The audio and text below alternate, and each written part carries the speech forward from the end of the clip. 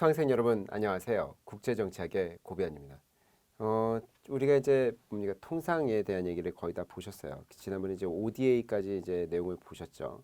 그래서 국제개발협력의 안에 있는 공적개발 원조라는 부분 이 내용들까지 이제 살펴보셨고, 그 전에 이제 우리나라가 이제 수원국이었다가 이제 공여국으로 바뀌었다는 내용들 이런 걸 좀 알아두셔야 되는 부분들은 이제 역사 같은 걸 좀 중심으로 해서 좀 살펴두셔야 돼요.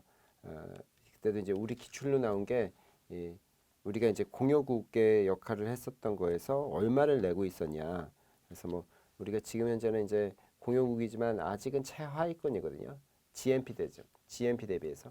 그다음에 뭐 그런 것들. 아니면 이제 꼭 OECD 국가들만 하느냐. 이게 OECD 건데. 그래서 그렇지는 않고 뭐 러시아나 뭐 이렇게 아랍에미리트 나라 같은 나라, 뭐 이스라엘 같은 나라, 뭐 이런 나라들도 좀 들어가 있다라는 거. 그다음에 이제 FTA 같은 것들, 역사 같은 것들. 한미 FTA에 관련해서 막 존스법 같은 건 너무 어려워요. 그건 나올 것 같지는 않은데 그런 내용들까지 좀 살펴봐 두셨으면 좋겠다라는 말씀을 드리고, 이번 시간에 보셔야 될 게 좀 많이 어려울 것 같습니다. 단순 역사가 아니라 이제 이론적인 걸 좀 말씀드려야 돼서, 근데 이런 것들이 또 나오면 또 맞춰야 되니까요. 그래서 충분히 또 나올 수 있을 만한 개연성을 갖고 있는 것들이라 같이 보시도록 하겠습니다. 근데 막 많이 어렵게 나오지는 않았었는데 그래도 또 어렵게 또 나올 수도 있으니까요. 그래서 먼저 보셔야 될 게 이제 헥서올린 스톨퍼 사무엘슨 정리라는 게 나와요. 이게 정확히 헥서올린 정리하고 그다음에 이 스톨퍼 사무엘슨이라는 이제 학자들, 이게 다 학자들 이름인데 그 정리가 따로 있어요. 근데 이거와 관련해서 문제가 한번 나왔던 겁니다.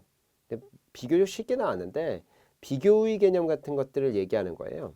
그래서 이게 헥서올린이라는 분이 먼저 이제 헥서하고 이제 헥시하고 올린이라는 분이 먼저 얘기했던 겁니다. 그래서 이분들이 어떻게 얘기했냐면 헥시하고 올린이 이 니카르도라는 사람이 고전 경제학자죠. 이 사람이 이제 비교 이론이라는 걸 얘기했습니다. 이 비교 이론을 검증해 보겠다는 거예요. 니카르도의 비교 이론을 경제학적으로 이제 검증해 보겠다는 거. 근데 이제 이런 것도 이제 우리 국제정치학에서도 나올 수 있다는 거죠. 그래서 뭘 얘기하는 거냐면 이게 만약에 그렇다면 어떤 A라는 국가와 B라는 국가가 있을 때 말이죠. 여기는 노동이 좀 많고요. 여기는 자본 요소가 많다고 칩시다. 요소별로 얘기했을 때. 요소라는 게 이제 생산 요소를 얘기하는 거예요. 그러니까 쉽게 얘기하면 여기 노동력이 풍부한 나라고요. 인도나 중국 같은 걸 생각해 보세요. 노동력이 풍부한 나라입니다. 여기는 자본력이 좋아요. 일본 같은 거나 뭐 우리나라도 요즘은 그렇죠. 그래서 여기는 예를 들어서 생각해 보면 여기는 인도나 중국 같은 나라를 생각해 보시고, 인구가 많지. 이런 나라를 생각해 보시고, 이쪽은 이제 자본력이 좋은 나라인데 인구가 좀 적은 나라들 생각해 보세요. 뭐 일본도 이게 인구 자체가 적진 않아서 그런데 뭐 그냥 뭐 미국도 인구가 적지 않은데 뭐 좀 인구가 적으면서 돈이 많은 나라, 네덜란드 같은 나라들, 그 비교적 이런 나라들 생각해 보세요. 자본력은 있는데 인구는 좀 적죠.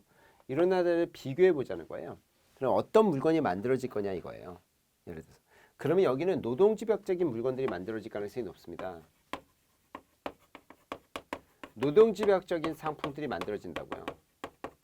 이게 싸니까, 단가가 싸니까 많이 만들겠지.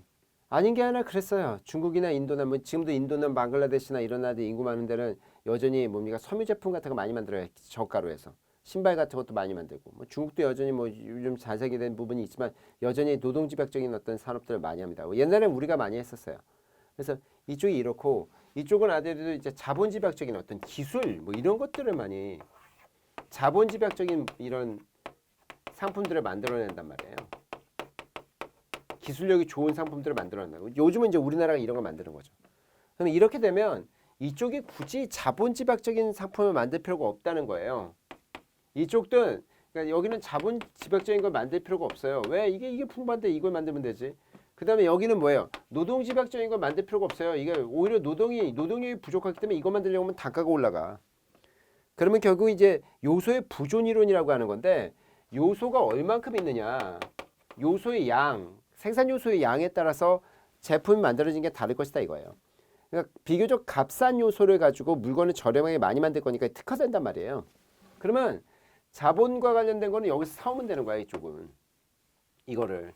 그럼 거꾸로 얘는 뭐야? 이걸 사오면 되지. 지금 우리나라가 하는 거죠. 우리나라가 요즘 핸드폰 팔아. 자본 집약적인 걸 팔고요. 어떤 거 뭘 사오는 거예요? 농산물을 중국에서 사오지.